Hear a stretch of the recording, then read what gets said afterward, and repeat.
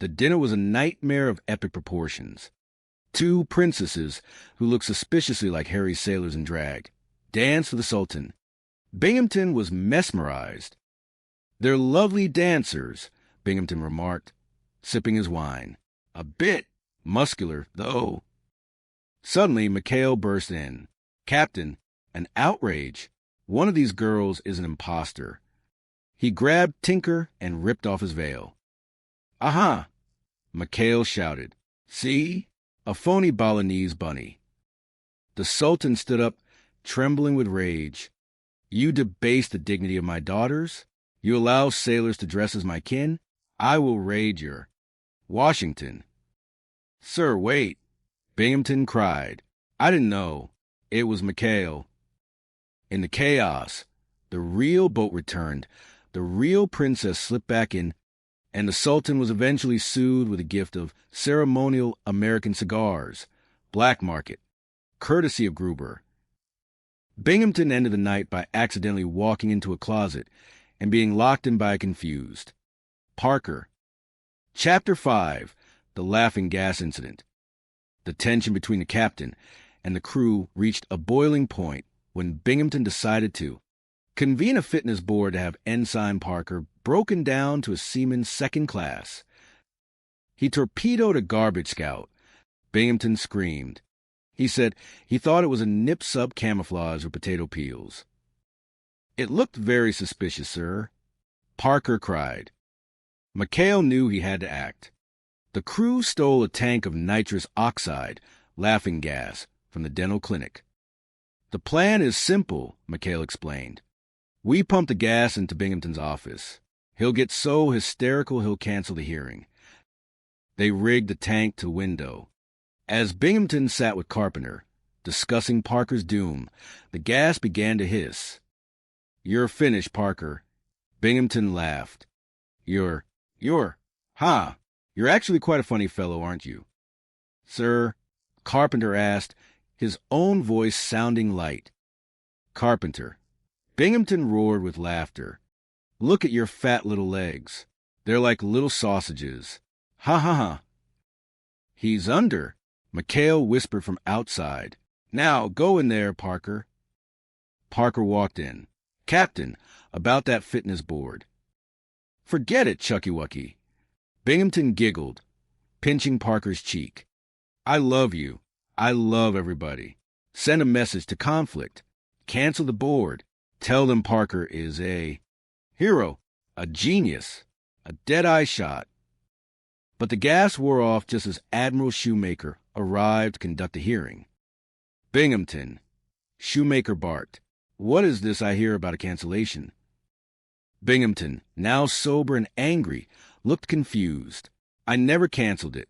I want this man broken." Suddenly, a Nip Zero appeared on the horizon, diving for the base. While everyone else scrambled for cover, Parker, still slightly buzzed on a lingering gas, stood out in the open, laughing. "Look at the little plane." Parker giggled. He hopped onto a machine gun and, without even aiming, let out a burst. Boom! The Zero exploded midair. Shoemaker stared in awe. "Magnificent! The man stands in the face of death and laughs. He's a combat genius." But he was high on. Binghamton started. "Quiet, Binghamton." Shoemaker snapped. "Parker, you're a credit to the Navy. Hearing canceled." Binghamton fainted. Chapter 6, Sydney and the Stolen Wealth. Then came the affair of Sydney, the alligator. Sydney was a friendly reptile that the crew had adopted as a mascot. Binghamton, in a desperate attempt to trap the crew, had marked $900 in brand-new $100 bills and placed them in his wallet, which he accidentally dropped near the 73 boat. "The rats will take the bait," Binghamton told Carpenter. And then, wham, brig time. But Sydney, the alligator, found the wallet first, and Sydney liked the taste of leather. "Skipper," Parker screamed, running into the shack. Sydney ate the captain. "What?" Mikhail shouted. "I found Sydney with the captain's ID card in his mouth. That's all that's left of him." The crew began to celebrate. Hip, hip, hooray for Sidney. But Binghamton appeared very much alive and very much enraged. "Where's my wallet? You thieves! You stole $900. "Sir," McHale said, "the alligator stole it. Sidney, he's in the shack." "An alligator? Do you think I'm a fool? Parker, you're under arrest for grand larceny." The court-martial was a circus. Parker acted as his own defense attorney. "I object," Parker shouted. "On what grounds?" the judge asked. "Temporary insanity. The alligator who stole the wallet was crazy about my mother's peanut butter." "Order!" the judge roared. Just then, McHale and the crew burst into the courtroom, dragging a very reluctant Sidney. "Your Honor," McHale shouted, "behold the witness." Sidney crawled toward the judge's bench. Gruber held out a peanut butter sandwich. "Come on, Sidney. Spit it out." Sidney opened his mouth, and out popped the soggy leather wallet. "Aha!" Parker shouted. "Exhibit A. And look, sir, the bills are marked with the serial numbers Carpenter was taking down." The judge looked at Binghamton. "Captain, did you mark these bills to trap your own officers?" "Well, it was a tactical exercise."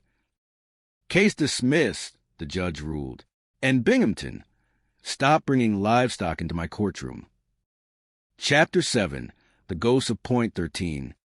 In a final, desperate attempt to rid himself of McHale, Binghamton found an old file claiming that the PT-73 was actually the PT-13, a Jinx boat that had lost 2 previous crews. "If the men think the boat is haunted," Binghamton told Carpenter, "they'll all put in for transfers. I'll be free." He painted a 13 over the 73 and left secret files lie around for crew to find. The crew was terrified. "We're living on borrowed time." Tinker wailed. "The first crew drowned. The second exploded."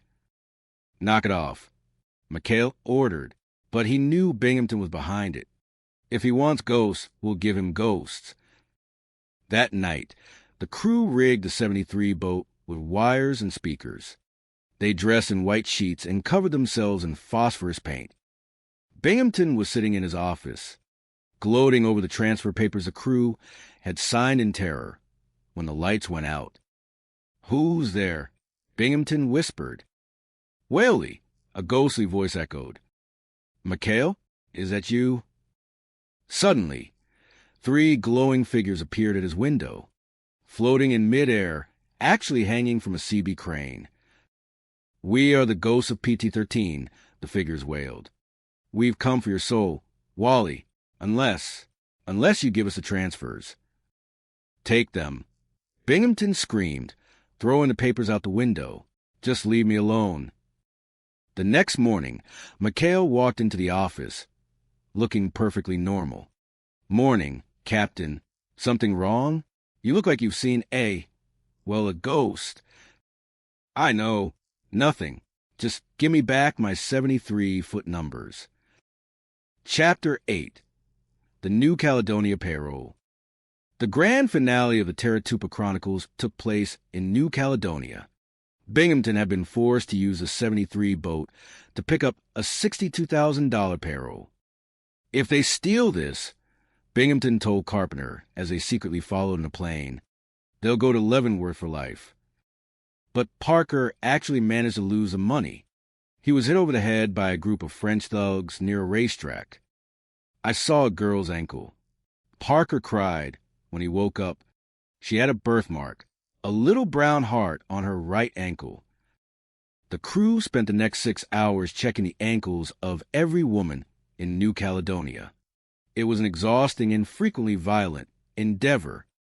"Not a birthmark in sight, Skip," Gruber reported, nursing a black eye from a very angry French grandmother.